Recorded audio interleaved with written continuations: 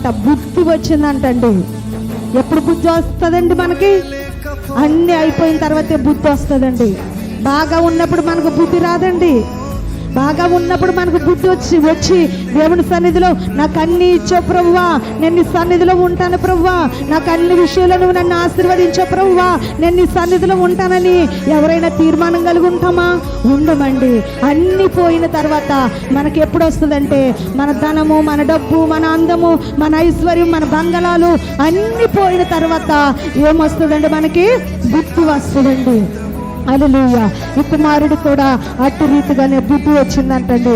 బుద్ధి వచ్చినప్పుడు తన తండ్రి దగ్గర ఎంతో మంది కూలి వాళ్ళు ఉన్నారు కదా, అయితే నేను కూడా అక్కడ ఎలా ఉండాలనుకుంటున్నాడండి? దాసుడిగా ఉండాలి అని తీర్మానం కలిగి ఏం చేశాడంట? తిరిగి తన తండ్రి దగ్గరికి వస్తూ ఉన్నాడంట. హల్లెలూయా, హల్లెలూయా. ప్రార్థన చేసుకుంటున్నాడంటండి కుమారుడు. నేను లేచి నా తండ్రి ఎదుకు వెళ్ళి, తండ్రి నేను పరలోకం నాకు విరోధంగా నీ ఎదుట పాపం చేసి తిని. చూడండి ఎలా ప్రార్థన చేసుకుంటున్నాడు ఈ కుమారుడు. తన మనసులో పశ్చాత్తాపం పడుతూ ఉన్నాడండి. ఏమని పడుతున్నాడంటే, నేను మరలా నా తండ్రి ఎద్దకు వెళ్ళిపోతాను, పరలోకమునకు విరోధముగా, అంటే దేవునికి విరోధంగా జీవిస్తాడండి కుమారుడు. లోకంలో పడిపోయాడు. అంతవరకు దేవుడిలో ఉండి, రక్షణలో ఉండి, తండ్రి ప్రేమలో ఉండి, సహోదరుడి ప్రేమలో ఉండి, మంచి ఆ యొక్క క్వాలిటీస్ ఉన్నటువంటి అన్ని విధాలుగా ఉన్న ఆ యొక్క తండ్రిని ఎప్పుడైతే విడిచిపెట్టాడో ఈ కుమారుడు, అప్పుడు దేవునితో మాట్లాడుచున్నాడు, పరలోకమునకు నేను విరోధంగా ఉన్నాను. చూడండి ఎంత చక్కటి ప్రార్థన చేస్తున్నాడు. ఏమని ప్రార్థన చేస్తున్నాడంటే, తండ్రి నీ పరలోకమునకు నేను విరోధంగా జీవించాను, ఇంతవరకు నీకు ఇష్టం లేని వాడిగా జీవించాను, నేను పాపంలో పడిపోయాను, నేను దుర్వ్యాపారం చేశాను, దుర్వ్యసనాలు చేశాను, వ్యభిచారం చేశాను, అనేక రీతిలుగా నేను జీవించాను, అనేక రీతిలుగా విచ్చలవిడిగా తారతమ్యం లేకుండా నాట్యాలు చేశాను, నాకు నచ్చినట్టుగా నా జీవితాన్ని కొనసాగించాను. లేదు, ఇక మీదట నేను ఎలా ఉండాలనుకోలేదు ప్రభువా, అయ్యా నీకు విరోధంగా నేను జీవించాలనుకోవట్లేదు, కానీ నీకు ఇష్టమైన కుమారుడిగా నేను జీవించాలనుకుంటున్నాను, నేను మరలా తిరిగి వస్తున్నాను. హల్లెలూయా, హల్లెలూయా.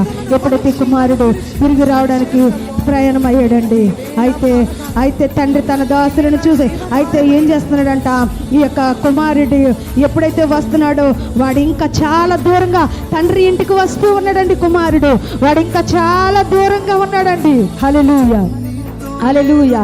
చాలా దూరం నుంచే తండ్రి చూశాడంట. హల్లెలూయా. తన తండ్రి ఆ యొక్క తిరిగి వస్తున్నటువంటి ఆ కుమారుని దూరం నుండి చూసి తండ్రి పరిగెత్తుకొని వెళ్ళాడంటండి కుమారుడి దగ్గరికి. చూడండి, తండ్రి ప్రేమ కల్మషం లేని ప్రేమ అండి.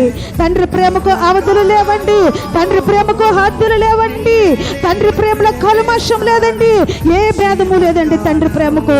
ఎప్పుడైతే ఆస్తి గురించి ఆలోచించలేదు, నా కుమారుడు ఎలా జీవించాడో అని ఆలోచించలేదు, కానీ తిరిగి వస్తున్న కుమారుడిని దూరం నుంచే చూశాడంటండి. అంటే తన కనులు ఎప్పుడు కూడా తన కుమారుడి వైపు చూస్తూ ఉన్నాయండి. ఎప్పుడు నా కుమారుడు వస్తాడా, ఎప్పుడు నా కుమారుడి నేను కౌగిలించుకుంటానా, ఎప్పుడు నా కుమారుడికి నేను ముద్దు పెట్టుకుంటానా అని సంతోషంతో ఆ తండ్రి కనులు ఎదురు చూస్తూ ఉన్నాయండి. అందుకే తండ్రి ప్రేమకు సరతులు లేని ప్రేమ అండి. హల్లెలూయా. దూరం నుండి తన కుమారుని చూశాడంటండి, వెంటనే తన కుమారుని కౌగిలించుకున్నాడంటండి, ముద్దు పెట్టుకున్నాడండి తన కుమారుడికి. హల్లెలూయా. ప్రశస్తమైన వస్త్రాలు తొడిగించాడంట, పనివారిని పిలిచి చేతికి మంచి ఉంగరమును ధరింపజేశాడంటండి. హల్లెలూయా. ఆ కాళ్ళకి ఆ యొక్క జోడులను, ఆ యొక్క చెప్పులను తొడిగించినట్లుగా మనం చూస్తూ ఉన్నామండి.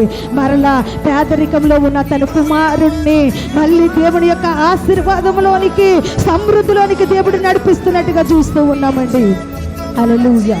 చూడండి, ఏదైతే కోల్పోయాడో, ఏదైతే నాకు కావాలని తీసుకొని పట్టుకొని వెళ్ళిపోయాడో, సమస్తము ఏదైతే దుర్వ్యసనాలతో పోగొట్టుకున్నాడో, మరలా తిరిగి వచ్చిన తర్వాత తన తండ్రికి అదే ప్రేమ అండి. మొదటి ఉన్న ప్రేమే తిరిగి వచ్చినప్పుడు, అన్నీ కోల్పోయినప్పుడు కూడా తండ్రి అదే ప్రేమతో కుమారుని ప్రేమిస్తూ ఉన్నాడండి. అదే ప్రేమతో కౌగిలించుకున్నాడు, అదే ప్రేమతో ముద్దు పెట్టుకున్నాడండి. అలాంటి ప్రేమ ఎవరిలో ఉందంటే, జీవాధిపతి అయినా దేవాది దేవుడైనా యేసయ్యకు మాత్రమే ఆ ప్రేమ సాధ్యమైనది. హల్లెలూయా, హల్లెలూయా, హల్లెలూయా. ఎప్పుడైతే అది అందుకే అంటున్నాడు దేవుడు ఇక్కడ, నీ సొంత జ్ఞానము, నీ సొంత ఆలోచన ఎర్రితనముగా ఉంది. ఆ కుమారుడు సొంత ఆలోచన చేసుకున్నాడండి, సొంత జ్ఞానాన్ని ఉపయోగించుకున్నాడు. ఎక్కడ పడిపోయాడంటే పాపంలో పడిపోయాడండి. అందుకే దేవుడు అంటున్నాడు, నీ సొంత ఆలోచన, నీ సొంత జ్ఞానము నాకు వెర్రితనముగా ఉంది. అందుకే బాలుడైన సొలొమోను దేవాది దేవుడైనటువంటి దావీదు మహారాజు యొక్క కుమారుడు బాల్యంలోనే దేవునికి ఏమని ప్రార్థన చేస్తున్నాడంటే, ప్రభువా నాకు నీ జ్ఞానం కావాలి, నీ దైవ జ్ఞానం కావాలి. నీ దైవ జ్ఞానం నాకుంటే గనక నేను పాపంలోనికి పడిపోను, నేను పతనంలోనికి వెళ్ళిపోను. నాకు నీ జ్ఞానం కావాలి ప్రభు అంటే ఆ యొక్క బాలుడైన ఆ యొక్క సొలొమోను యొక్క ఆ బాలుడు ఆ యొక్క ప్రార్థన ఆలకించి దేవుడు ఏం చేశాడండి, జ్ఞానంతో పాటు సర్వ సంపదలు కూడా ఆ కుమారుడికి ఇవ్వడం జరిగిందండి. హల్లెలూయా, హల్లెలూయా.